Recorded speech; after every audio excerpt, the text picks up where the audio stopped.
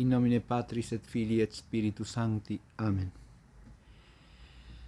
Veni Sancte Spiritus, repletuorum corda fidelium, et tui amoris in eis signem accende. Emitte Spiritum tuum et creabuntur, et renovavis ac in terra. Oremus. Deus qui corda fidelium Sancti Spiritus illustratione docuisti, da nobis neum Spiritu recta sapere, et eius semper consolatione gaudere, per Christum Dominum nostrum. Amen. Sancta Maria, Mater Dei, sede sapientiae, Ora pro nobis. in nomine Patris et Filii et Spiritus Sancti. Amén. Buenos días o buenas tardes a todos los que siguen este curso.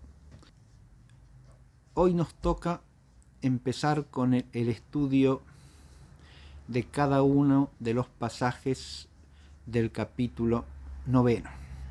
En la clase pasada hicimos una introducción general a este capítulo y hoy vamos a empezar con la primera perícopa del capítulo 9, que contiene la versión de Mateo sobre el hecho de la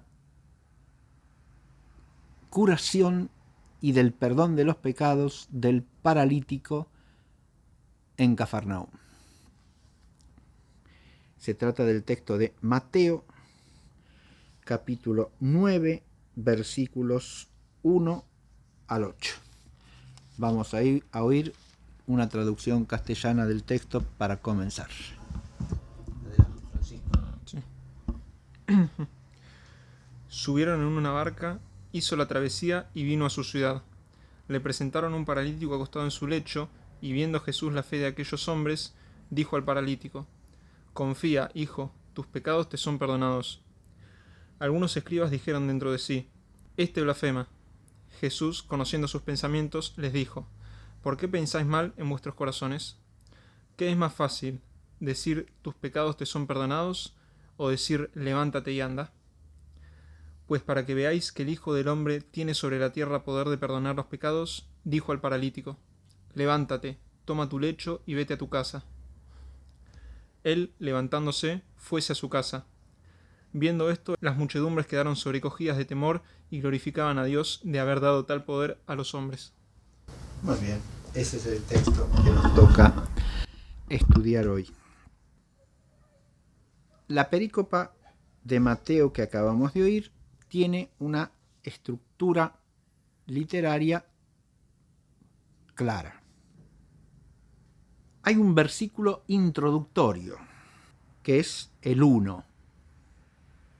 En el 1 leemos: y subiendo en la nave, hizo la travesía y vino a su ciudad, o a su propia ciudad, para ser más exactos. Que hay en base exploion, es decir, subiendo a la nave, dieperasen, atravesó, hizo la travesía, como dice aquí, o traduce allá. Hizo la travesía, perfecto. Igual que Bover, Colunga traduce igual que Bover. Y Alonso. Alonso dice: subió a una barca, cruzó a la otra orilla. Cruzó, bueno, sí, también. Hizo la travesía, es más preciso. Cruzó a la otra orilla, lo mismo, ¿no? Sí. Straubinger Subiendo a la barca, pasó al otro lado. Pasó al otro lado, lo mismo, ¿sí? El dieperasen es, en griego precisamente, ir de un lado a otro, atravesar, hacer la travesía. Bien. Kai elsen eisten idian polin, es decir, y llegó a su ciudad, a su ciudad propia. Eisten idian polin, ¿sí? Esto es la introducción del relato. En realidad es un versículo de transición, porque como los episodios finales del capítulo anterior tienen lugar del otro lado del Tiberíades, del otro lado del mar de Galilea, ahora, para situar estos episodios que acontecen en Galilea propiamente, los introduce Mateo con esta afirmación transicional hizo la travesía, es decir, volvió del otro lado a Galilea, ¿no? En realidad a su ciudad propia, o a la propia ciudad, que, como ya hemos visto en la clase pasada, según el paralelo de Marcos, es explícitamente Cafarnaúm. Este versículo es introductorio. Y luego viene el relato propiamente dicho, la narración del episodio, que en general suele titularse El paralítico de Cafarnaúm o La curación del paralítico de Cafarnaúm. Y en realidad, en los tres sinópticos tiene ese carácter doble que hace difícil el título, o hace difícil darle un título simple, porque en realidad habría que decir perdón y curación del paralítico de Cafarnaúm, porque la acción que realiza con el paralítico el Señor es doble: perdona sus pecados y le sana el mal de la parálisis. Hay una doble acción. En los dos casos se trata de acciones propias de la omnipotencia divina, y toda la narración está apuntada a mostrar la relación entre ambas, que es de lo que habla el propio Señor Jesucristo en el texto. El relato del episodio se desarrolla entre los versículos 2 y 7, y así como el 1 es una introducción de la narración, una introducción que vale para todo el capítulo en realidad, el versículo 8 es la clausura, es la conclusión final. Ya salimos del relato propiamente dicho y hay una conclusión en el capítulo 8 que entre 1 y 8 hacen un marco a todo el relato, ¿no? El versículo 8 dice, ¿qué cosa, Francisco? Dice: viendo esto, las muchedumbres quedaron sobrecogidas de temor y glorificaban a Dios de haber dado tal poder a los hombres. Bien. Vamos a leer alguna otra traducción. Alonso Shekel. Sí. Alonso dice: la multitud al verlo quedó espantada y daba gloria a Dios por haber dado tal autoridad a los hombres. Bueno. ¿Y Straubinger? Y Straubinger dice: al ver esto quedaron las muchedumbres poseídas de temor y glorificaron a Dios, que tal potestad había dado en favor de los hombres. Muy bien. El texto griego de esta conclusión dice: idontes dejoi ochloi, viéndolo o viendo las muchedumbres, efobesesan, es decir, se atemorizaban, que es lo que traduce directamente Colunga, ¿verdad? O, sobrecogidas de temores. Bueno, quedaron sobrecogidas de temor. Bien, es más expresivo, hace un giro literario para traducir el único verbo que aparece aquí, que significa temer con un temor religioso, entiéndese en este caso, porque han presenciado un acontecimiento extraordinario, ¿no? ¿Cómo traduce Alonso? Al verlo quedó espantada la multitud. Quedó espantada, se espantó la multitud. Bien, el se espantó, por lo menos para nuestro uso del verbo, es inadecuado, porque habría que usar un giro como se sobrecogieron de espanto, para usar algo análogo a lo que dice Colunga, porque se espantó, a nosotros nos da la idea que se salieron corriendo, huyeron corriendo del lugar, ¿no? Por lo menos es la connotación que le damos nosotros a se espantó, usado así absolutamente. Si dijésemos se sobrecogió de espanto, ya es otra cosa, ¿sí? Que se entiende más o menos lo mismo, que se atemorizó profundamente. Se estremecieron de temor, podríamos decir, ¿no? Se sobrecogieron o se estremecieron de espanto, de temor. Bien. Espanto ahí habría que traducirlo también como un espanto ante lo que sobrecoge religiosamente y no otra cosa. Bien.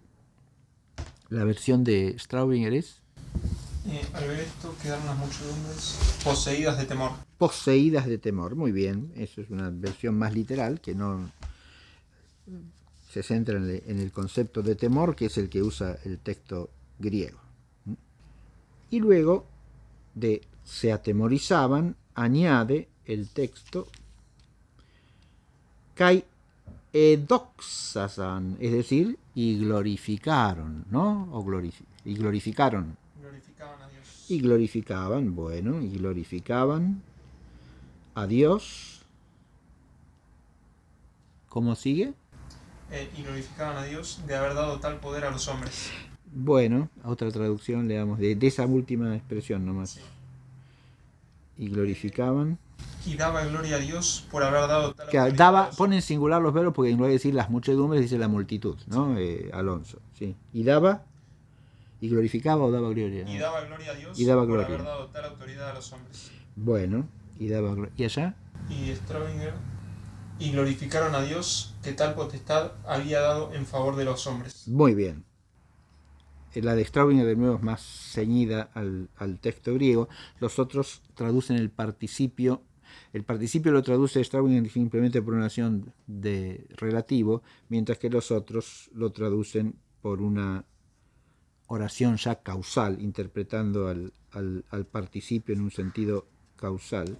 El texto griego dice kaiedoxasan ton theon ton donta exusian toyauten toisanthropois, es decir, y glorificaban al Dios dador de tal potestad a los hombres.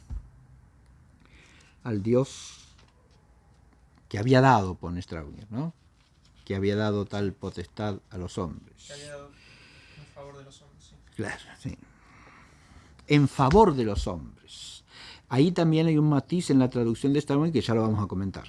No tal potestad a los hombres, sino tal potestad para los hombres o en favor de los hombres. Bien. Fíjense que no es lo mismo dar la potestad a los hombres, como traducen los otros dos, ¿no? Sí. Como traduce Colunga. Colunga dice, de haber dado tal poder a los hombres. A los hombres. Y acá, y Alonso dice, autoridad a los hombres. a los hombres. En cambio, Straubinger traduce en favor de los en hombres. favor de los hombres, que es otro concepto, ya completamente distinto. ¿Sí? Ya, cuando comentemos el versículo vamos a ver que hay una diferencia ahí conceptual en un versículo que causa dificultad para la exégesis. En el marco de estos dos versículos, introductorio y conclusivo, se desarrolla el relato. Y vamos a tratar de señalar la estructura del relato, ¿no? Lo introducen al relato, es decir, la primera parte, lo que podemos llamar el planteo de la narración, está en el versículo segundo. Ahí se plantea la narración, ¿no? Reléalo, por favor, Francisco. Sí. Versículo 2, planteo de la narración. Sí.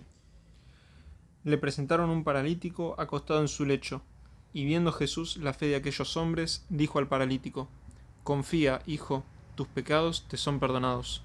Muy bien.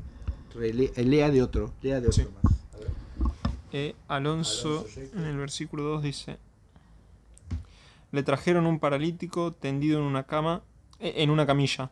Al ver Jesús la fe que tenían, dijo al paralítico, ánimo, hijo, se te perdonan tus pecados. Muy bien. Y por último Straubinger dice, y he aquí que le presentaron un paralítico, postrado en una camilla.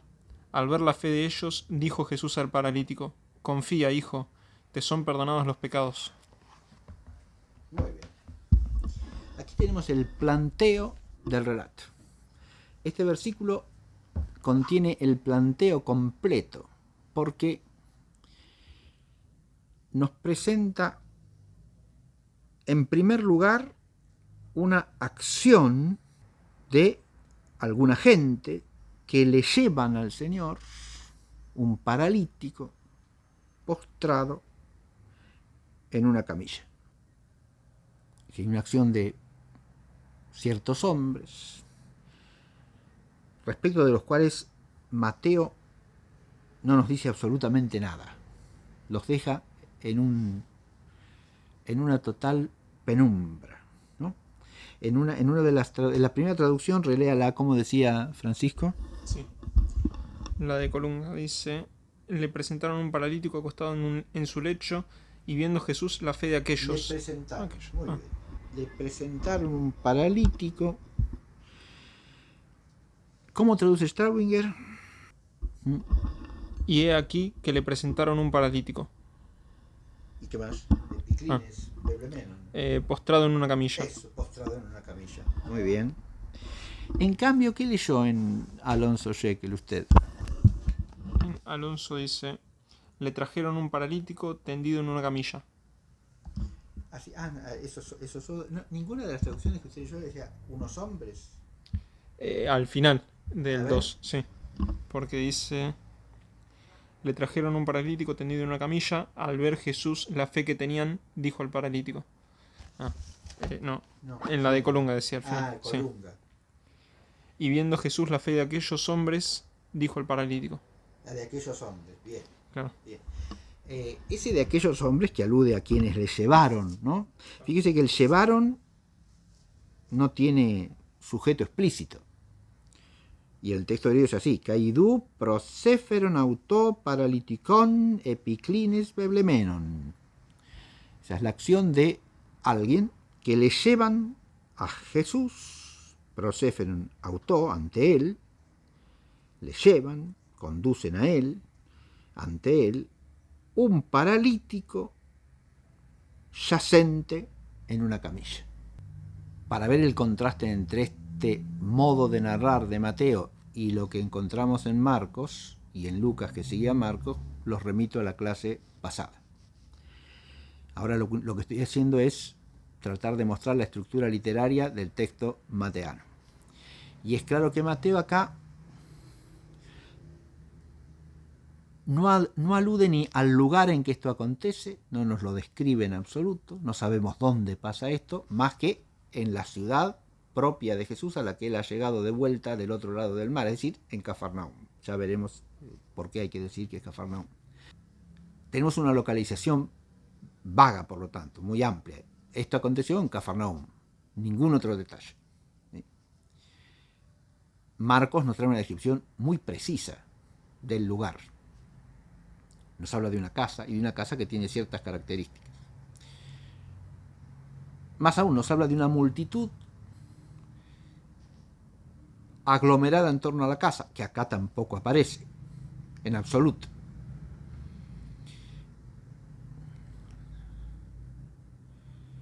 Y nos habla de los esfuerzos que esos hombres que acarrean al paralítico hacen para poder ponerlo delante de Jesús.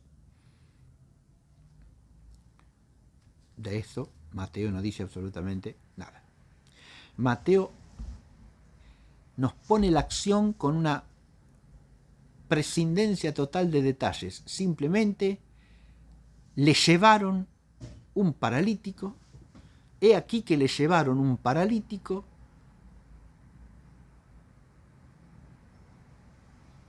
yacente sobre una camilla, sobre unas angarillas, como se quiera traducir. Bien, eso es todo. Y la otra parte de este planteo es la oración que sigue. Kai idonjo Jesus tempistin auton eipento paralitico zarsei teknon afientai su kai hamartiai. Viendo Jesús la fe de ellos, tempistin auton, idon tempistin auton, recién ahora aparece un ellos que alude nada más que eso, no aquellos hombres, como usted dice, sino ellos. Viendo la fe de ellos, dijo al paralítico. Hay dos verbos, uno en forma de participio, el otro en forma de verbo principal, que tienen a Jesús por sujeto. Viendo la fe de ellos, Jesús, ¿se entiende? Dijo. El Señor ve algo y dice.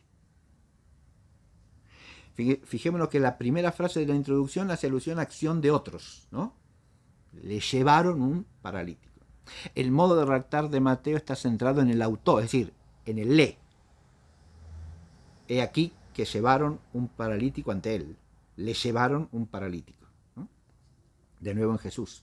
Pero la acción, el verbo nos remite a la acción de otros. No es algo que hace Jesús. En cambio acá, en la segunda oración, hay dos verbos que tienen a Jesús por sujeto de la acción. Uno está en forma participial, insisto, el ver, el de conocimiento. ¿Qué es lo que ve Jesús? La fe de ellos. Ellos, que nos remite a los que llevaron al paralítico. Y al paralítico, quizá. O a los que llevaron al paralítico. Bien. Es una cuestión exegética que se puede discutir. Pero viendo la fe de ellos, dijo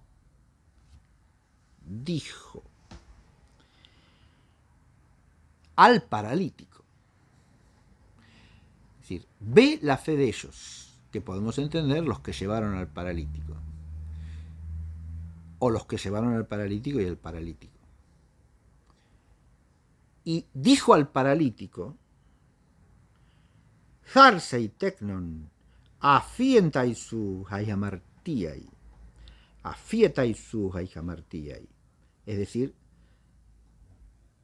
ánimo, hijo, tus pecados son quitados, tus pecados te son perdonados. Afientaisu hayamartiai. Los pecados tuyos son perdonados. Son perdonados tus pecados. Esto es lo que le está diciendo, ¿no? Digo que está planteado todo el relato porque ¿qué tenemos? Un grupo de hombres que le llevan un paralítico y al Señor que ve la fe de ellos y le dice al paralítico, tus pecados te son perdonados. Digo que está todo el planteo porque advirtamos dos cosas. Primero, Mateo no se detiene a señalarnos si le piden algo o no. No hay una petición acá, como hemos visto en otros relatos del milagro en el capítulo anterior, en el 8, ¿no? No hay alguien que accede a Jesús y le dice, haz esto, o tengo esta necesidad, le presento. Acá simplemente hay una acción sin palabras, le llevan ante él un paralítico. Bien. Eso es en el relato de Mateo, insisto. Y ante esa acción, Mateo directamente va al nudo del relato, anticipándonos precisamente ese conflicto fundamental que es el meollo de toda la narración. Este planteo es cabal porque anticipa el nudo perfectamente. Ante esa presencia del paralítico que supone que le están pidiendo que lo cure, que le cure la parálisis, le están llevando un enfermo para que lo sane. Lo que dice Mateo nos traslada a otro plano, porque ante esa petición muda en el relato de Mateo de curar a un enfermo, la visión de Jesús y las palabras de Jesús apuntan a otro plano o a otra dimensión. En primer lugar, a la fe de los que han ido, ¿no? Y segundo, al perdón de los pecados. Los versículos que siguen de este el 3 al 7 desarrollan el relato. Una vez planteado, tenemos el nudo del relato entre el 3 y el 6. Ahí está lo que podemos llamar el nudo de la narración. Este relato que se ha planteado con una especie de enigma desde el comienzo. Hay una parálisis, pero el Señor se fija en una dimensión que está más allá de la parálisis física que le están pidiendo que cure simplemente con el gesto de llevarle al paralítico, que es la del perdón de los pecados. Esto es lo que suscita todo el nudo del relato, ¿no? Vamos a releerlo, versículos 3 a 6. ¿7? A 6, Ah, 6. porque el 7 ya lo podemos hacer la conclusión del relato, junto con el 8 que ya termina completamente. Dice: algunos escribas dijeron dentro de sí: este blasfema. Jesús, conociendo sus pensamientos, les dijo: ¿Por qué pensáis mal en vuestros corazones? ¿Qué es más fácil, decir tus pecados te son perdonados, o decir levántate y anda?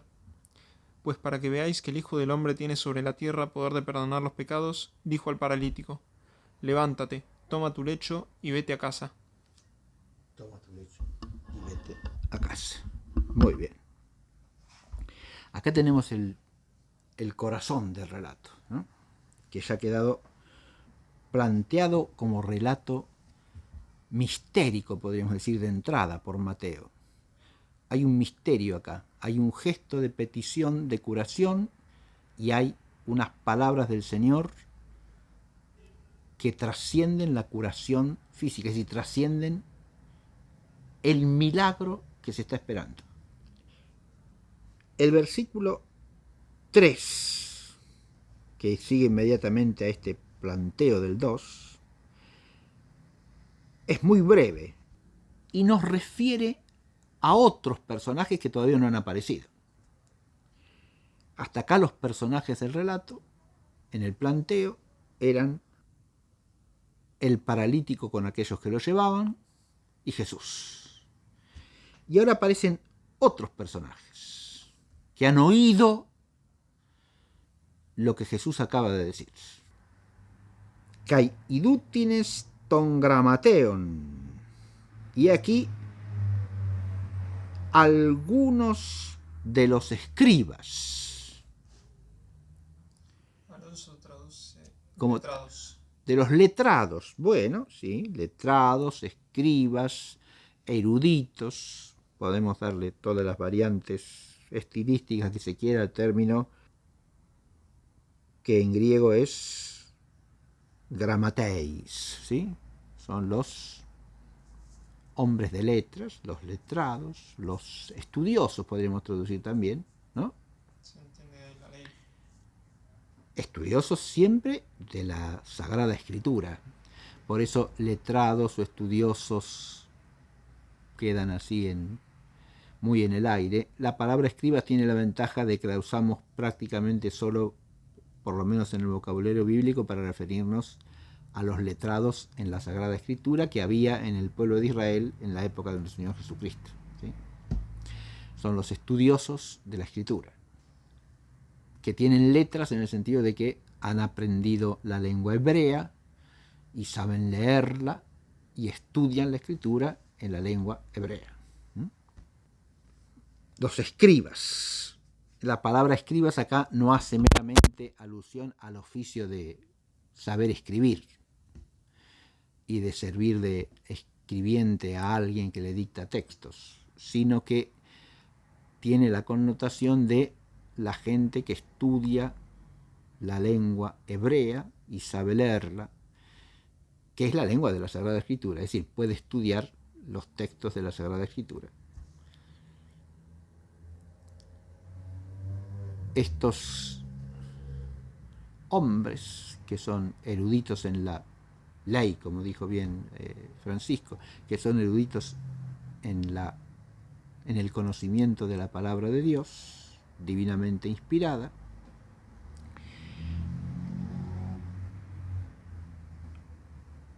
algunos de entre ellos que están allí presentes, que han oído las palabras de Jesús, dicen entre ellos qué cosa. ¿Qué es lo que decían entre ellos? Este blasfema. O en ellos mismos, en Geautois. ¿Cómo traducen? A ver. Este blasfema. Sí, pero toda la oración. Ah. Y aquí... algunos escribas dijeron dentro de sí, este blasfema. Claro, dijeron en sí mismos o dentro de sí. Eipan en Geautois. ¿Cómo traduce Alonso? Alonso traduce: entonces algunos letrados pensaron, este blasfema. Pensaron. El Sí. Eipan en Geautois, es decir, se dijeron dentro de sí, o dijeron en su interior, podemos decir en castellano también, lo traduce, lo transforma a Alonso en pensaron, ¿no? Muy bien, ¿sí? Y Straubinger. Straubinger dice: entonces algunos escribas comenzaron a decir interiormente, este blasfema. A decir interiormente, a decir en su interior, bien. Todos dan la misma idea, ¿no? Es decir, es el Eipan en Geautois, decían en sí mismos, en su interior, ¿no? Hutos blasfemei. Este blasfema. Esta es la primera parte del nudo, ¿no? Las palabras del Señor han sido: ánimo, hijo, tus pecados te son perdonados. Ante eso surge en el interior de estos hombres que están allí presentes, que son escribas, que representan a los israelitas estudiosos de la palabra de Dios, eruditos en el conocimiento de la Escritura, de la Torá, suscita un pensamiento, y ese pensamiento es: este blasfema. Están acusando a Jesús de blasfemia. Advirtamos que esto supone, en el desarrollo del relato, que entienden que Jesús se está atribuyendo algo que es propio de Dios: perdonar los pecados. Y en eso consistiría su blasfemia, en que siendo hombre se hace Dios. Es lo mismo que dirá en la instancia definitiva del juicio ante el Sanedrín, durante la pasión del Señor: Caifás, este ha blasfemado. Cuando Jesús se identifica a sí mismo como el Hijo del Hombre que, de pie a la diestra de Dios, será visto venir sobre las nubes del cielo. Es decir, se atribuye la gloria divina. Y entonces Caifás rasga sus vestiduras y dice: este ha blasfemado. Es decir, se ha hecho Dios. Dice que es Dios. Y acá la reacción es semejante: este ha blasfemado. No entienden, por lo tanto, que Jesús dice: voy a pedir a Dios que perdone sus pecados. La frase de Dios, la frase de Jesús diciendo: ánimo, hijo, tus pecados te son perdonados, la entienden en el sentido de que Jesús está perdonando pecados, ¿no? ¿Qué es lo que está haciendo? Y de ahí la acusación de blasfemia que hacen, partiendo del admitir en Jesús solamente condición humana. Bien. Esta frase de los escribas evidentemente implica ir al problema fundamental de quién es Jesús. Eso es lo que está en juego en este relato para Mateo. ¿Quién es Jesús? El nudo continúa volviendo la mirada a Jesús mismo. ¿Sí? Fijémonos que acá hay un ritmo, como primero le llevan un paralítico, él viendo dice. Ahora, los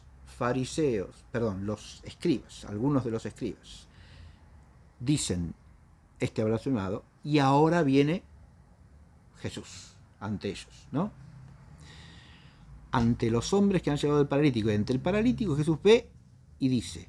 Ahora, ante el pensamiento que en su interior revuelven los escribas, de nuevo actúa Jesús. ¿Sí? Y esto está descrito en los versículos que van del 4 al 6. ¿Qué es lo que hace el Señor? Releamos. Sí.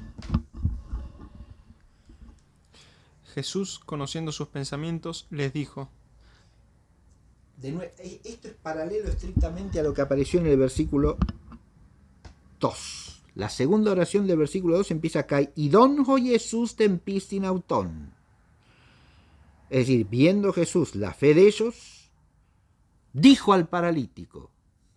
Y ahora, caidon ho Jesús tas encimeseis auton eipen. Y viendo Jesús los pensamientos de ellos, dice. ¿Está claro? Viendo Jesús los pensamientos de ellos, dice. Destaco esta construcción magistral de Mateo en el relato, ¿no? Usando de nuevo aquí una expresión claramente análoga a la que ha usado para introducir el primer momento de aparición de Jesús aquí, ¿no? Aparece nuestro Señor Jesucristo en el relato, viendo la fe de los que han llevado al paralítico y diciéndole algo al paralítico. Y ahora aparece viendo, conociendo lo que piensan los escribas y diciendo algo. Bien, ahora dice qué cosa. Jesús, conociendo sus pensamientos, les dijo: ¿Por qué pensáis mal en vuestros corazones? ¿Qué es más fácil, decir tus pecados te son perdonados o decir levántate y anda? ¿Por qué pensáis mal o pensáis cosas malas en los corazones vuestros? Sí, a ver cómo traducen otros. A ver, Alonso, si da alguna variante. Solo esa parte, ¿no? Sí. ¿Por qué pensáis mal? Simplemente. ¿Por qué pensáis mal? Sí. ¿Y en vuestros corazones lo suprime? Sí. ¿No está? ¿Para nada? No está. Bueno. ¿Y Straubinger? Y Straubinger dice: ¿por qué pensáis mal en vuestros corazones? En vuestros corazones. Sí. Exactamente igual que... Perfecto, sí. Vamos a ver cómo traduce aquí. La Vulgata, la versión latina Vulgata dice: et cum vidicet Iesus cogitationes eorum dixit ut quid cogitatis mala in cordibus vuestris. Exactamente lo mismo.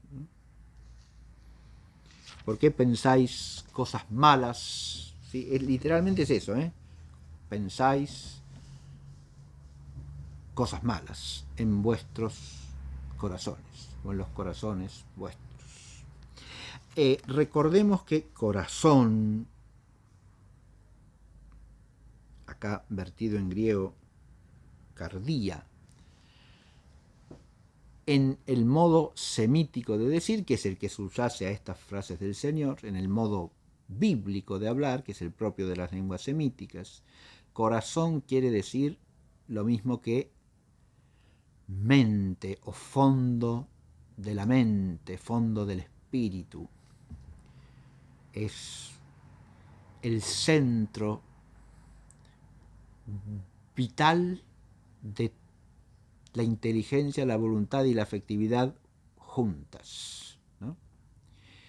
nosotros corazón lo entendemos como símbolo primariamente de los afectos o de los sentimientos, mientras que en las lenguas semíticas, en las lenguas camitosemíticas en general, corazón alude primariamente a la inteligencia y luego consecuentemente a la voluntad y a la afectividad que le va ligada a ella, ¿no?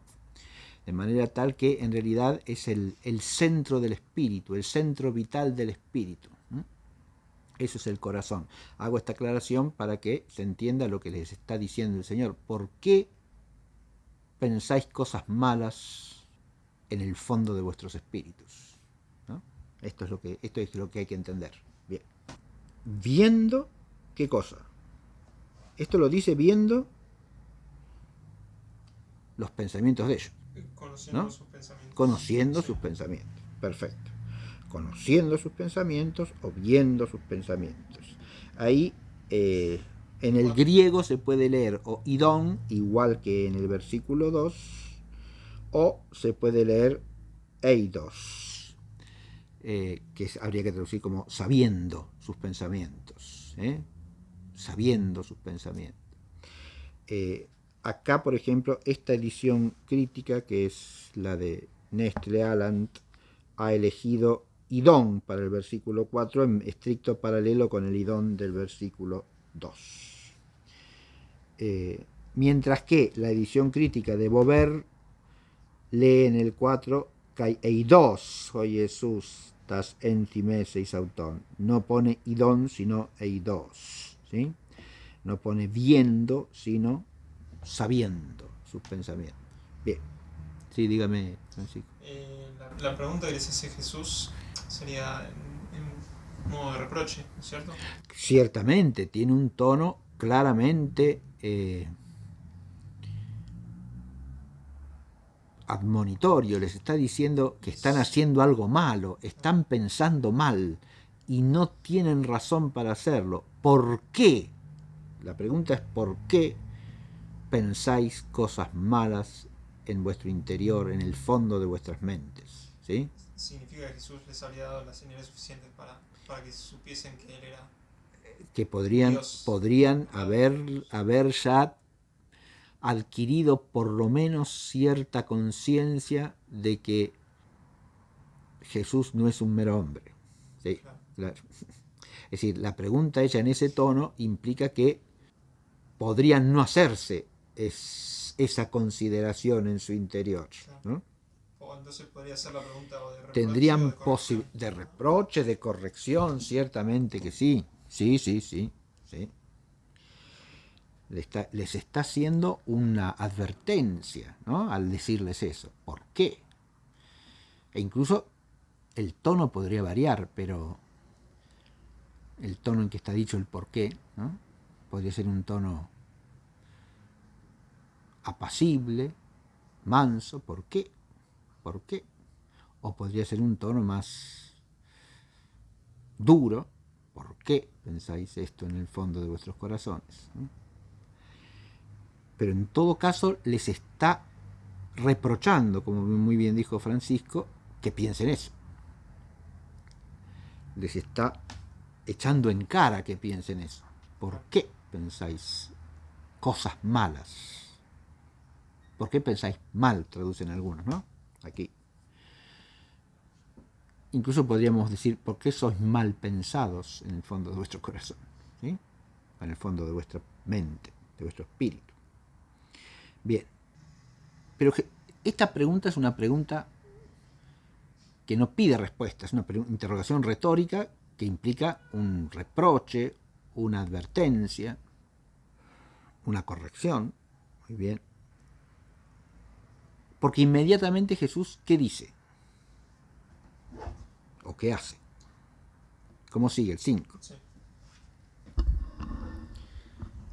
¿Qué es más fácil? ¿Decir tus pecados te son perdonados o decir levántate y anda? Pues ¿qué es más fácil? Así hay que traducir. Pues ¿qué es más fácil?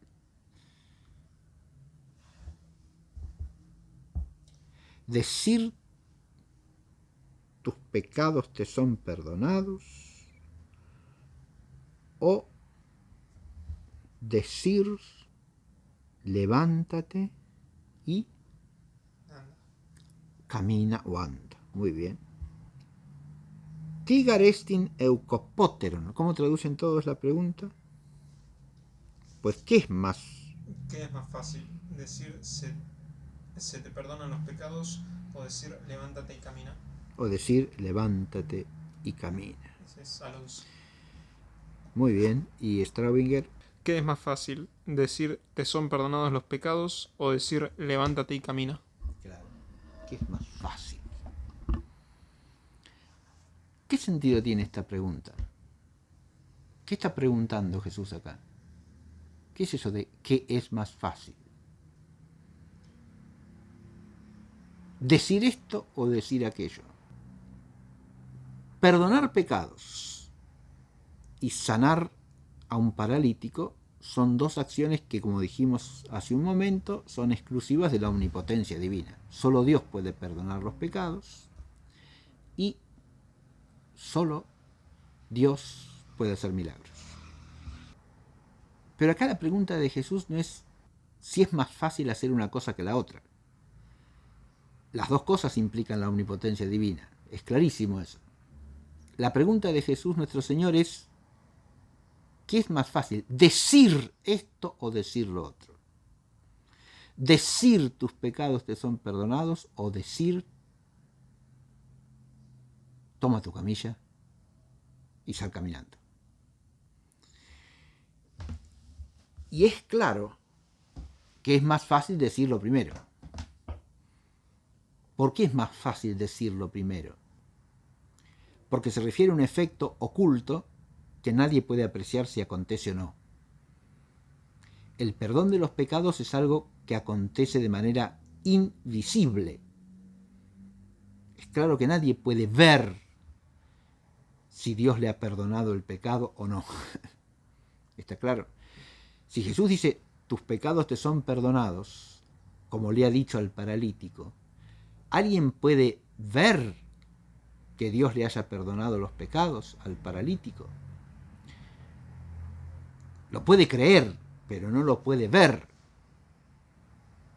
No es algo visible sensorialmente. En cambio, si alguien dice a un paralítico, levántate y sal andando, y pretende que eso sea eficaz, como tus pecados te son perdonados, digamos que la eficacia de tus pecados te son perdonados quiere decir que esa persona entra en el perdón y en la gracia de Dios. Efectos que son, insisto, invisibles, por ser de orden directamente sobrenatural. El efecto mismo es de orden sobrenatural. En cambio, en el caso del milagro, el efecto es de orden natural, porque que un hombre se levante y camine, ande, es de orden natural, ¿no? De ese bien natural, perfectamente captable por los sentidos, el hombre paralítico está privado. Es más difícil decir, por lo tanto, lo segundo, con pretensión de que haga el efecto. ¿Es claro o no?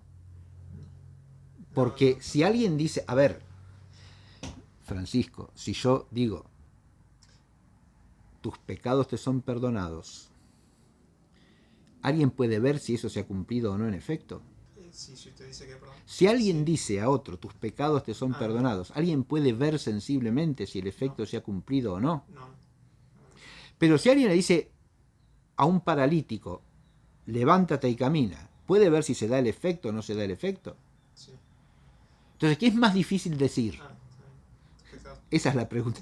¿Qué es más difícil decir? ¿Tus pecados te son perdonados? ¿O a un paralítico, levántate y camina? La dificultad estaría en... La dificultad está en que el segundo efecto tiene que manifestarse visiblemente ante las palabras. ¿Se entiende? Está bien. El otro no se manifiesta visiblemente. Claro. El otro es invisible. Entonces resulta más fácil decirlo primero que decirlo segundo. ¿Qué es más fácil de decir? ¿Pero por qué sería más difícil que todos pudieran pudieran reconocer. Que todos pudieran reconocer que... No, lo que es más difícil es decir una cosa que decir la otra. Si alguien no tiene la omnipotencia divina, puede decir sin más a otro, levántate y camina cuando es un paralítico. No porque inmediatamente se va a ver que no tiene esa omnipotencia. Está claro, pero si dice, tus pecados te son perdonados, ¿quién puede ver si eso se realizó o no se realizó en efecto? Nadie, claro. Por eso les dice, ¿qué es más fácil decir? ¿Esto o esto otro? Y es evidente, basta el sentido común, para darse cuenta que es más difícil decir a un paralítico, levántate y camina. Porque ahí el efecto de la omnipotencia es directamente visible. Y es por lo tanto directamente visible y verificable la falta del efecto. Si alguien no posee la omnipotencia divina y dice, levántate y anda, el tipo se queda paralítico y no se mueve de la camilla. ¿Se entiende? Sí, sí. Y entonces es muy fácil decir, miente. Claro. ¿Se entiende? En cambio, si alguien dice, tus pecados te son perdonados, ¿cómo vemos el perdón de Dios que se verifica en ese hombre? No se ve. ¿Está claro? Claro. De la pregunta del Señor los pone directamente ante la cuestión de qué es más fácil de decir, ¿no? Y ahora, ¿qué añade inmediatamente? Pues para que veáis que el Hijo del Hombre tiene sobre la tierra poder de perdonar los pecados, dijo al paralítico. Muy bien, para que veáis, para que sepáis también, que Hogios tu anthropo, es decir, el Hijo del Hombre, tiene potestad o autoridad sobre la tierra, epiteges,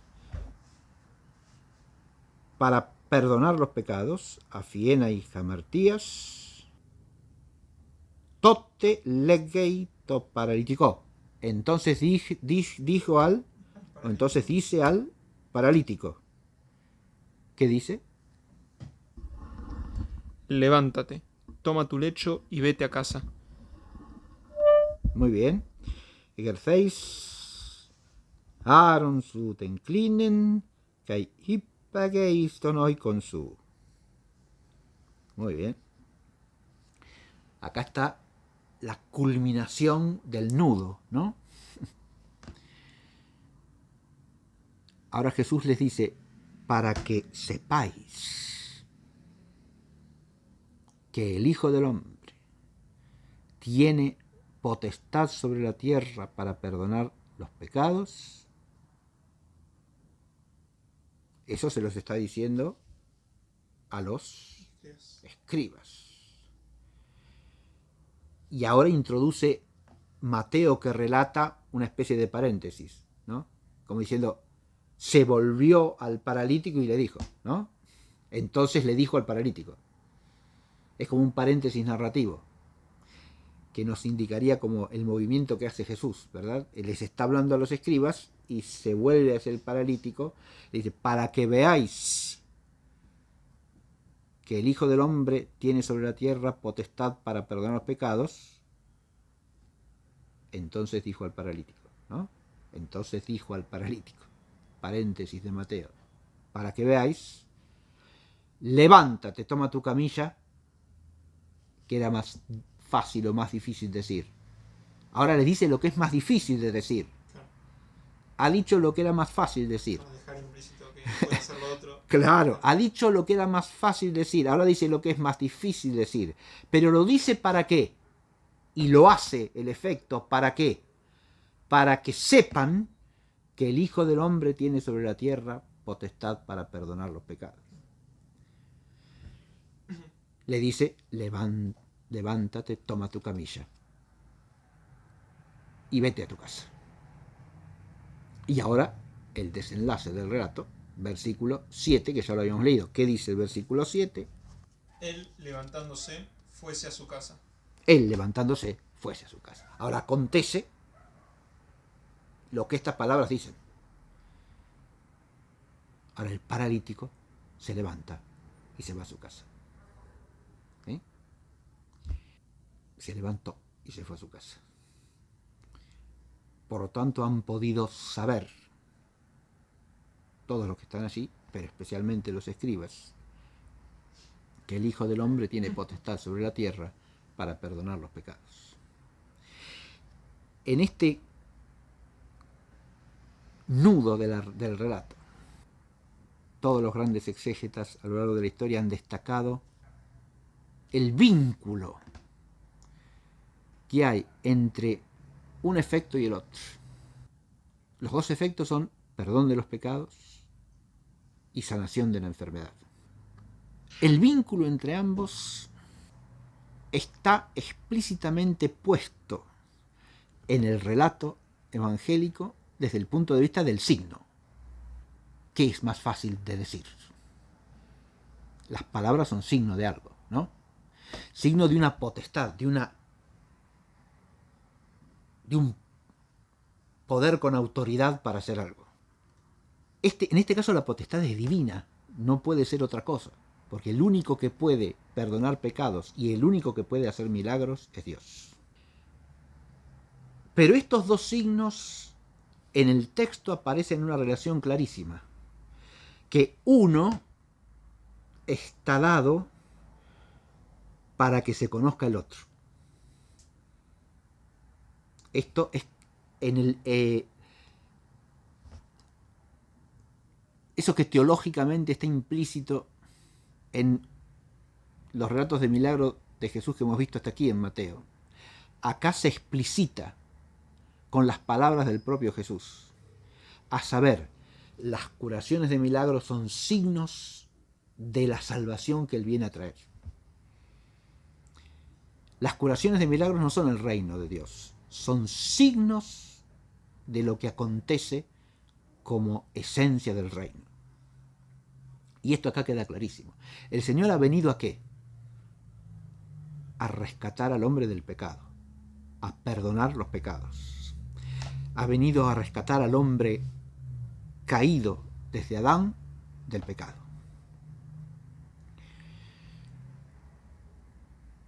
No ha venido a hacer milagros, pero hace milagros para que todos puedan reconocer que cuando Él dice tus pecados te son perdonados, eso acontece, porque es capaz de hacer milagros. Por lo tanto, tiene la potestad divina de lo uno y de lo otro. Que ve milagros que hace el milagro se puede ver. Lo otro hay que creerlo. Es el lenguaje que aparece acá en Mateo. Viendo Jesús, al comienzo de la película está planteado esto, ¿no? Viendo Jesús la fe de ellos, dijo al paralítico, tus pecados te son perdonados. Viendo la fe de ellos, dijo al paralítico, tus pecados te son perdonados. El reconocer ese efecto implica la fe. La perícopa de Mateo está redactada de tal manera que hay una tensión entre la fe y el ver, y el saber. El ver, el conocer, el entender sabiendo algo, o el saber entendiendo. Y lo que explicita este relato de una manera extraordinaria desde las palabras del propio Jesucristo, el Señor. Hay un lo que explicita, digo, es ese vínculo según el cual los milagros son el signo de la potestad salvífica de Jesús. En esto ya hemos hecho hincapié al comentar todo el capítulo 8. Y acá, al entrar en el 9, eso queda explicitado desde las propias palabras de Jesús. Cuando Mateo, en el relato de los milagros del capítulo 8, está entendiendo cada milagro en un sentido teológico como símbolo de la salvación que trae el reino de Jesús, que es el reino de Dios, su mirada arraiga en las propias palabras de Jesús, que son estas. El padre José María Bover, en su comentario al Evangelio de Mateo, destaca la absoluta singularidad de este modo de hablar y de proceder aquí de Jesús, que es de una maestría retórica, dice Bover, totalmente extraordinaria y única. Jesús, con sus palabras y con sus acciones, hace un discurso que solo él puede hacer. Y transmite una enseñanza y enseña eso de un modo del que solo él es capaz, ligando acciones y palabras en una unidad de eficacia y de transparencia de la verdad que solamente pueden proceder del verbo de vida. Esto es, en mi opinión, el núcleo de toda esta perícopa, exegéticamente estudiada. Eso que destaca Bover, que no es un mero comentario estilístico, es un comentario que muestra el modo de hablar y de actuar del Señor Jesucristo como un modo único que lo manifiesta como quien es. El problema de la relación entre estos dos aspectos de la omnipotencia de Jesús como Dios, es decir, del hacer milagros y el perdonar los pecados, tiene un trasfondo teológico. Yo he hecho alusión hace un momento a que el Señor ha venido a salvar al hombre caído. Y desde la perspectiva del pecado original está la otra relación entre la curación de la enfermedad y el perdón de los pecados. Las enfermedades son una consecuencia del pecado original. La enfermedad es como un efecto del misterio de iniquidad. Y por eso cuando Jesús sana las enfermedades con su omnipotencia, está manifestando que Él ha venido a salvar al hombre del pecado. Porque la enfermedad, lo mismo que la muerte física, son consecuencia del pecado. Ese es el otro trasfondo que hay que entender aquí y que está implícito siempre en los textos de Mateo a este respecto y en todos los evangelios en general. Ese vínculo también lo destacan todos los grandes exégetas desde los padres de Iglesia en adelante, como todas las enfermedades estas que aparecen aquí son como símbolos del mal en que el hombre está sumido desde el pecado de Adán. La parálisis que aparece aquí, ¿no? Que es la impotencia para andar, para caminar el camino de la verdad, el camino de la justicia, el camino de la vida verdadera, para la cual el hombre ha sido creado por Dios. Esa parálisis es la que Jesús viene a sanar. Y la parálisis física es como un símbolo de esa parálisis, ¿no? Es un signo manifestativo de esa otra parálisis. Ahí está el carácter profundamente alegórico que tiene la realidad de la enfermedad. Cuando muchos padres de la Iglesia entienden alegóricamente las sanaciones de milagros, no están alegorizando de mala manera, sino que están profundizando en un sentido teológicamente recto, un sentido que además está en toda la Escritura y que es enseñanza del propio Jesús, y esto es lo que empezamos a ver en esta perícopa de Mateo 9, 1 al 8, a saber que esa enfermedad que el Señor cura, la cura haciendo un signo que sea signo de otra cosa. Pero al curarla está haciendo también un signo en el sentido de que esa enfermedad es símbolo de otra enfermedad. Lo digo más explícitamente. Acá la relación de semiótica es compleja. ¿Por qué? Porque la sanación, el hecho de sanar la enfermedad, es signo de que el Señor tiene potestad para perdonar los pecados. Primera cosa. ¿no? O sea, el signo que es el milagro es signo de una potestad divina de otro alcance. ¿Y por qué de otro alcance? Porque el alcance del milagro es producir un efecto del orden natural, mientras que el alcance de la gracia es producir un efecto de orden sobrenatural. Y por lo tanto, el primero es un indicio del segundo, que es el más importante. Aunque decir lo primero, decir que hace uno lo primero es más fácil que decir que hace lo segundo. Pero al mismo tiempo, esa enfermedad que es sanada es una enfermedad que tiene, además de la razón intrínseca de ser cierta enfermedad, como lo veíamos en el capítulo 8, la lepra o la fiebre mortal, además de ser una enfermedad, y ahora la parálisis, en cuanto a enfermedad es signo, enfermedad del cuerpo, es signo de una enfermedad del espíritu, ¿no? Así como la lepra es signo del pecado porque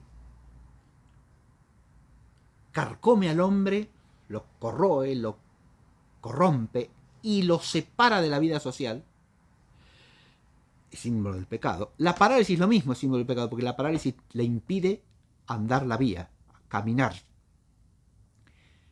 le impide vivir como debe. ¿Está claro? E ir a su casa. Ir a su casa. Ahí entramos en otra dimensión semántica del texto de Mateo que acabamos de estudiar, o que estamos estudiando todavía. Acabamos de leer, por lo menos, en su estructura literaria. Se va a su casa. Puede tener una connotación más allá del que se vuelve a su casa en sentido literal. Puede, y en mi opinión de hecho la tiene en el texto de Mateo. Porque ese de y se fue a su casa hay que relacionarlo con el misterio de la casa en la Biblia. La casa es la morada donde alguien habita, ¿no? Y la casa del que puede caminar, el camino según la voluntad de Dios, es la casa de Dios. ¿Qué indicio hay en el texto de que el término casa hay que entenderlo más allá de la literalidad de la casa a la que este paralítico se vuelve? El indicio más fuerte está en el modo en que le habla Jesús al comienzo. ¿Qué le dice Jesús de entrada? Son las primeras palabras de Jesús en este relato. Confía, hijo. Sí, confía, hijo. Confía, ánimo, hijo. Ánimo, hijo. Hijo, ánimo, hijo. Lo llama hijo. ¿No? Advirtamos que ese término lo llama hijo. Ese término hijo lo han destacado los padres de la iglesia, esto. Está asociado al perdón de los pecados. ¿Por qué lo llama hijo? Y porque le perdona los pecados. Porque es alguien que ha sido restaurado en la amistad con Dios y por lo tanto es un hijo de Dios. Y puede volver a la casa, como el hijo pródigo, ¿no? Que se ha ido, pero vuelve a la casa, el padre lo está esperando con los brazos abiertos, lo recibe y hace un banquete, ¿no? Entonces, esa casa a la que vuelve, que aparece al final, no es cualquier casa. Y en eso los padres que entienden casa no en un sentido meramente literal, yo creo que aciertan completamente y desde el punto de vista exegético están plenamente justificados. No están haciendo una alegoría traída de los pelos. Están diciendo algo que es riguroso en el texto de Mateo.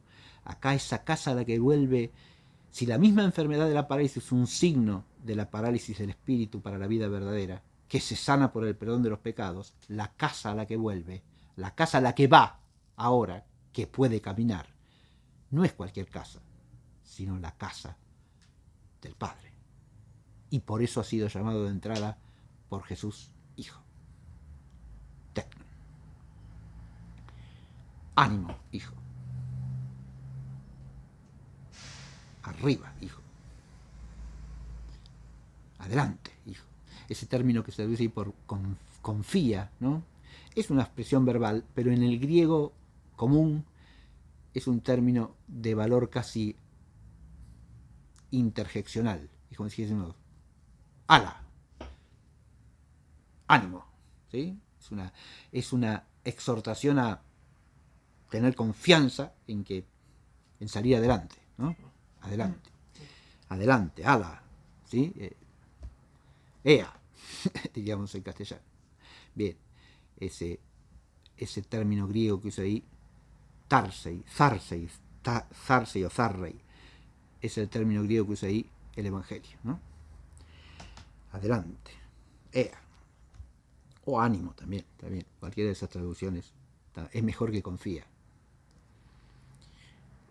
porque aluden a ese animar que va acompañado de dos cosas. Una, el llamarlo hijo, y otra, el perdonarle los pecados, ¿no? Si el carácter filial que dice la palabra hijo ahí va asociado al perdón de los pecados, el volver a la casa tiene ligado a esto un valor no meramente literal, sino un valor espiritual, ¿sí? Se levantó y se fue a su casa. Si uno liga las dos acciones en el sentido profundo, en la resonancia, en la connotación espiritual que tienen necesariamente en el relato de Mateo, porque es el mismo relato el que está ligando desde las propias palabras del Señor un signo con el otro signo, y por lo tanto un efecto con el otro efecto. El efecto de levantarse y caminar es el efecto material, pero acompaña como signo al otro efecto que es el principal, que es el perdón de los pecados. Y entonces ahora se levanta. ¿Qué quiere decir se levanta? Vuelve a vivir en la gracia de Dios. Se levanta en el sentido de que se pone de pie espiritualmente, que estaba espiritualmente postrado, porque no tenía el perdón de los pecados. Y ahora cuyos pecados han sido perdonados, que viene a ser símbolo de todos los hombres a los que Jesús viene a salvar, puede levantarse y una vez levantado, caminar. ¿A dónde? A la casa. A su casa, a la casa de los hijos, que es la casa del Padre. Bien. Con eso el relato alcanza su desenlace profundo. Y después viene como un corolario, que es el que cierra toda la perícopa, dijimos. Volvamos al versículo 8. Viendo esto, las muchedumbres quedaron sobrecogidas de temor y glorificaban a Dios de haber dado tal poder a los hombres. Ahora, idontes dejoi ochloi efobesisan kai edoxasan ton theon ton donta exusian toiauten tois anthropois. Muy bien. Ahora es como un corolario, digo esto, ¿no? El desenlace ya lo tenemos. El desenlace del relato ya está. Ahora aparecen las multitudes que en Mateo no habían aparecido nunca. Es un nuevo personaje en Mateo. En Marcos aparecen desde el comienzo. En el relato de Marcos, que leímos la clase pasada, la muchedumbre apiñada en torno a la puerta de la casa en la que está Jesús, y por eso no pueden pasar con la camilla los que llevan al paralítico, y se ingenian para hacer un hueco en el techo y bajarlo al interior de la casa. Las muchedumbres están presentes en el relato en Marcos desde el comienzo. Acá, adviértase que no habían aparecido en absoluto, ¿eh? Es la primera vez que aparece la multitud acá. ¿Y qué pasa con estas multitudes? Se estremecen de temor. Efobesisan. Insisto, se trata del temor religioso, porque acaban de presenciar un milagro extraordinario, pero acompañado de unas palabras que significan que ese milagro es signo de que quien lo ha hecho tiene poder para perdonar los pecados. Por eso se sobrecogieron de temor, está muy bien traducido eso. Se estremecieron de temor sagrado. Y glorificaron a Dios. Los dos verbos hay que tomarlos en unión, ¿no? Es el temor sacro que lleva a la glorificación de Dios, el temor ante la presencia de la omnipotencia divina que está allí obrando, Por eso temer y glorificar van unidos acá, ¿sí? Este es el temor de Dios, que es el principio de la sabiduría. Es reconocer a Dios como Dios, es reconocer que Dios está allí presente, ¿no? Entonces, ¿Podría explicar, no? Porque ya había explicado antes, pero que había como 3 clases de temores de sí, Dios. bueno, eso es una distinción ya teológica, digamos así, que suele aplicarse para distinguir el temor que se llama simplemente servil, del temor llamado reverencial y del temor filial, ¿no? Que son 3 grados de temor distintos. El que estaría en juego acá es el temor reverencial, o sea, el temor de reverencia religiosa ante la presencia de Dios por ser Dios quien es. El temor servil es un temor al que incluso aparece en las religiones paganas ante lo que la divinidad, o incluso los dioses en los paganos, puedan hacerle de malo al hombre, ¿no? Puedan, de los castigos que le puedan hacer o el mal que le pueda sobrevenir si hace algo contra la voluntad del Dios. Eso es lo que se llama temor servil. Temor propio de esclavos, ¿no? Temor servil. Que incluso puede darse con una concepción totalmente errónea de la divinidad. Porque también se dan los paganos, digamos, ¿no? El temor reverencial también puede darse en el aspecto que el culto pagano tiene de religión natural o de religiosidad natural, también el temor reverencial puede darse, ¿no? En la escritura del Antiguo y del Nuevo Testamento, el temor reverencial es un temor reverencial ante el Dios vivo y verdadero, no ante la deidad así en general, sino ante el verdadero Dios, que es el creador del cielo y de la tierra y que es el Señor de todo lo creado. O sea que es un temor reverencial que supone la revelación del único Dios creador. Creador de todas las cosas, creador del hombre, creador del pueblo que Él se dio como herencia, ¿no? Y creador del reino. De manera tal que el temor reverencial ahí ya adquiere una connotación completamente distinta, ¿sí? Es ante el Dios vivo y verdadero. Pero a su vez, el Nuevo Testamento nos introduce en otro temor, que es el temor filial, que es el temor de los hijos, el que consiste en temer hacer cualquier cosa que nos aparte o nos, del Padre o pueda ofender el amor del Padre, ¿no? ¿Se entiende? Pueda desdecir en nosotros ese amor con que nos ha amado, como diría, ¿no? Hemos creído en el amor de Dios, ¿no? Ese amor de Dios que hemos recibido y que nos ha hecho hijos en el Hijo, ¿no? Nos hace temer el hacer cualquier cosa que pueda lastimar la relación filial que tenemos con el Padre. Eso es un temor filial, ¿sí? El temor que está en juego, el temor reverencial del Antiguo Testamento se encamina hacia el temor filial, es una preparación hacia él. Por eso lo distinguí del temor reverencial que puede haber incluso en el mundo pagano, que existe, ¿eh? Es propio de la religiosidad natural buena, ¿no? El temor reverencial. Acá se trata de este temor reverencial del pueblo de Israel ante la presencia del Dios vivo y verdadero. ¿Está claro? Este es el que está en juego acá, directamente. Ahora, esta frase, que es como el cierre, la clausura de la perícopa, tiene una dificultad exegética muy importante, que es la siguiente. Vuelva a leer la traducción de Colunga del versículo 8. Sí. Viendo esto... Perdón, con la que sí coincide exactamente la traducción de Alonso Jekyll, ¿no? Léala. Coincide en lo que yo le voy a decir ahora. A ver, sí. Viendo esto, las muchedumbres quedaron sobrecogidas de temor y glorificaban a Dios de haber dado tal poder a los hombres. Glorificaban a Dios, ¿no? Hay dos acciones ahí de la muchedumbre. En realidad, una que es un estado pasional, digamos así, pasivo, de estremecimiento, de de profundo temor sacro ante la maravilla que acaban de presenciar, y el otro que es la acción de glorificar, ¿no? Entonces los dos verbos. Glorificaban a Dios, es decir, temían y glorificaban a Dios. Al Dios dador ton theon ton donta exousian toyauten, al Dios dador de tal potestad.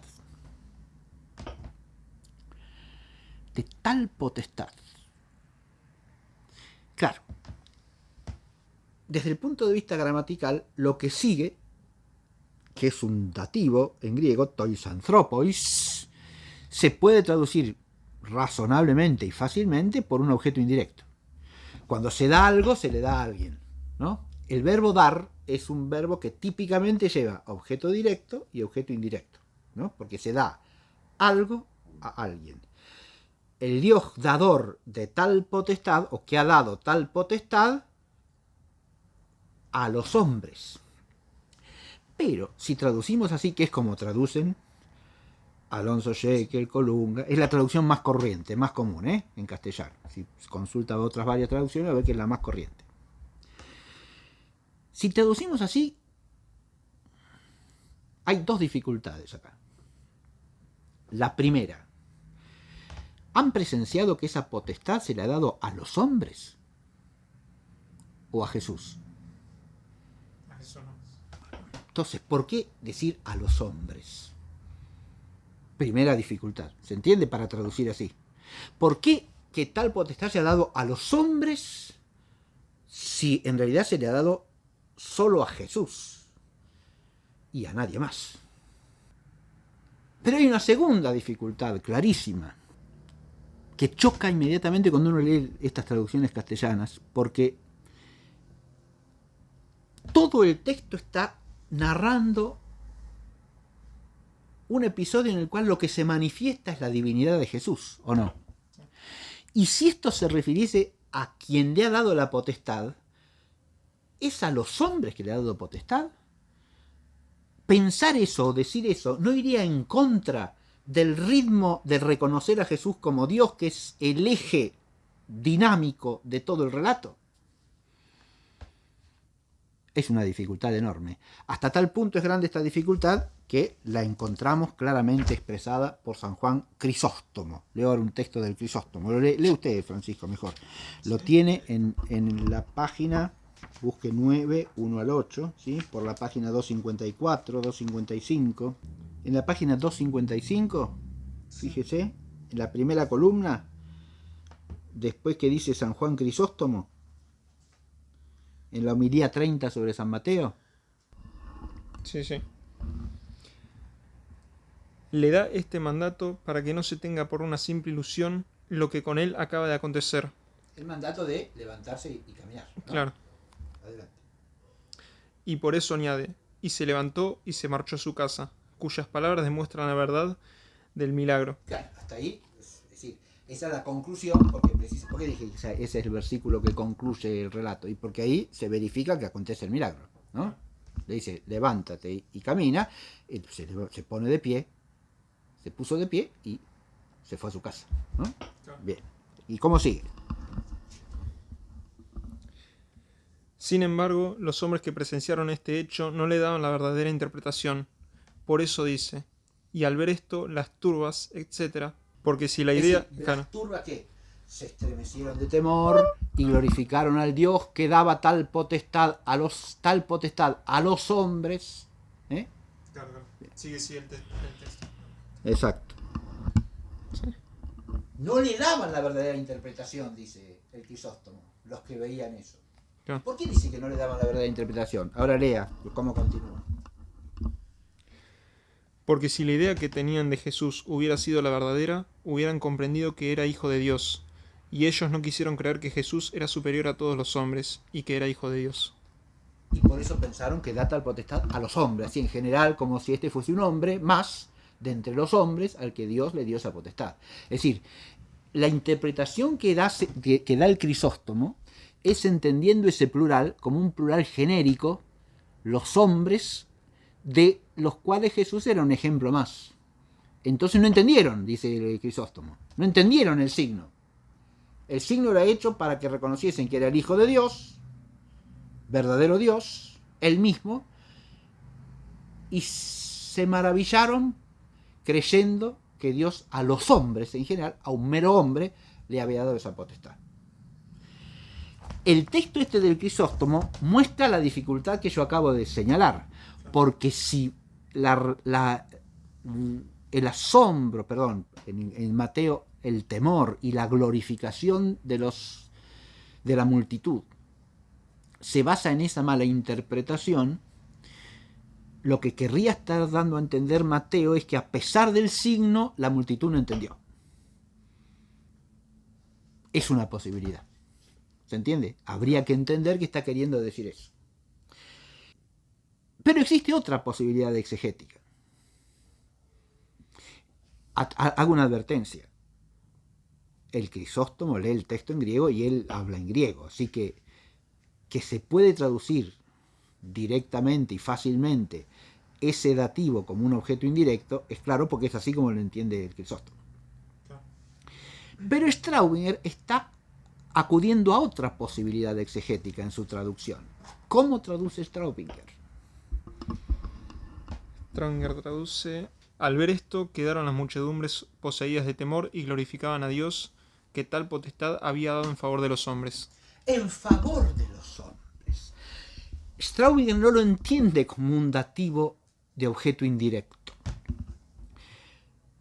Lo entiende como lo que se llama en la gramática griega un dativo de interés, un dativo de destinación también. Es decir, no se trata de algo que Dios ha dado a los hombres, sino que Dios ha dado tal potestad en favor de los hombres, para los hombres. ¿Está claro? Sí. En beneficio de los hombres. Si es esto lo que dice, entonces desaparece el problema. El problema exegético que plantea el entenderlo como un objeto indirecto, que se puede responder quizá de la mejor manera posible, como lo hace el Crisóstomo, queda suprimido, el problema, si se entiende ese dativo como lo entiende Straubinger. Porque ahora ya no va en contra de todo el relato, al contrario. Lo que dice la muchedumbre es, o lo que está Mateo atribuyendo a la muchedumbre es el temor sagrado y la glorificación a Dios, porque Dios ha dado tal potestad en favor de los hombres, en beneficio de los hombres. La contra que tiene esta exégesis que hace Straubinger es que la mayoría de los exégetas a lo largo de los tiempos ha entendido como un objeto indirecto. ¿Sí? Pero, admitida la posibilidad gramatical de eso, desde el punto de vista conceptual, la exégesis que hace Straubinger, y de ahí su traducción, presenta una mayor satisfactoriedad, porque sería el estremecimiento de temor sagrado y de glorificación, es decir, de alabanza, de bendición a Dios, en que prorrumpe esta multitud, prorrumpe la multitud en una alabanza a Dios, en una glorificación de Dios. ¿Por qué? Porque ha dado este poder, esta potestad, esta autoridad, tal autoridad, ¿no? En favor de los hombres, en beneficio de los hombres. Que el dativo griego puede traducir en estos casos un trasfondo semítico, ya sea arameo, ya sea hebreo, en el cual lo que hay es precisamente una expresión que indica el destinatario o el beneficiario de la cosa dada. Eso es perfectamente posible y hay muchos paralelos bíblicos que lo fundamentan. O sea que la traducción de Straubinger y la exégesis que hace él del texto griego en base a su lectura es perfectamente defendible, y en este caso podría ser mejor, ¿no? Siempre y cuando uno entienda que esto es más coherente con toda la orientación que tiene la perícopa de Mateo. Y parece que sí, ¿no? Que acá la multitud está como un coro que ante lo que acaba de acontecer glorifica a Dios porque le ha dado ¿a quién? A Jesús, no a los hombres. Tal potestad en favor de los hombres. ¿Se entiende? Para bien de los hombres, en beneficio de los hombres. Es como el estremecimiento gozoso que prorrumpe en una alabanza divina ante el misterio de la salvación que llega, ¿no? Es decir, esta multitud estaría de alguna manera en sintonía con la Santísima Virgen María en el Magnificat, ¿sí? Y con Zacarías en el Benedictus también.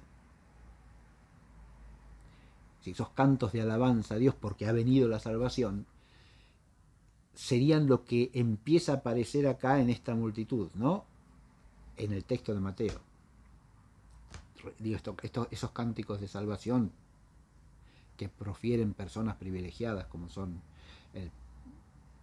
el Padre del Bautista o la Santísima Virgen María, están en Lucas solamente, ¿no? Y forman parte del Evangelio de la Infancia en Lucas. Pero acá en Mateo esta multitud que aparece al final, sin que tenga arte ni parte en el relato, estaría haciendo eco a lo que acaba de presenciarse, ¿no? De una manera afirmativa, es decir, en la fe. En el otro caso, en la otra lectura, es lo contrario, precisamente. Fíjense cómo la exégesis nos lleva para un lado o para el lado opuesto. Porque si entendemos que dice que ha dado tal potestad a los hombres, es porque no entendieron nada. Claro. ¿Sí? Sí, todo lo que hubiese pasado antes.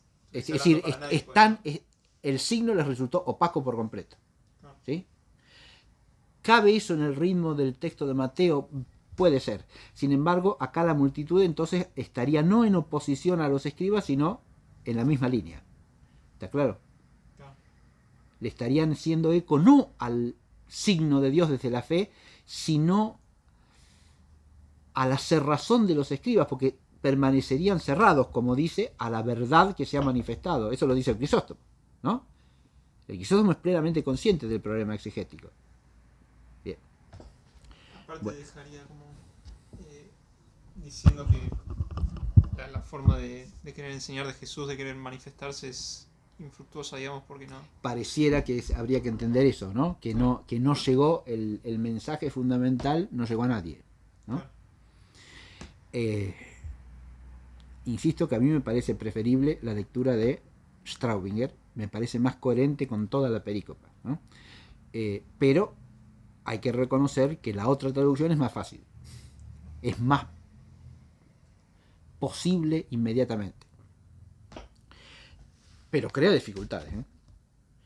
Y yo señalé las dos dificultades fundamentales. La primera es una dificultad clarísima. No es claro que se le dio a los hombres, sino a un hombre en todo caso. De ahí que la justificación de esa lectura sería, bueno, sí, pero acá los hombres está dicho genéricamente, como diciendo, a alguien del género humano se le ha dado esta potestad. Y entonces se le puede dar también a otro. Si a un hombre se le dio, se le puede dar a otro, entonces a los hombres. ¿Se ve? Sí. Bien. Pero si ese fuese el caso, entonces lo que querría destacar Mateo es la incomprensión de la multitud. ¿Está claro?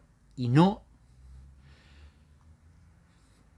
una fe incipiente, una fe inicial en la multitud que se estremece de temor y glorifica a Dios porque ha dado sobre la tierra tal potestad a alguien en favor de los hombres. Bueno, muy bien, con eso ya podemos terminar por hoy y la próxima avanzaremos con el relato que sigue, ¿no? Es decir, primero la vocación de Mateo, ¿no? Y asociado a la vocación de Mateo, la murmuración de los fariseos sobre el Señor banqueteando con los fariseos.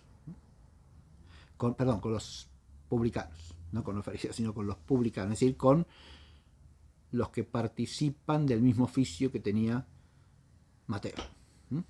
Bueno, pero eso lo veremos la próxima, si Dios quiere. In nomine Patris et Filii et Spiritus Sancti. Amén.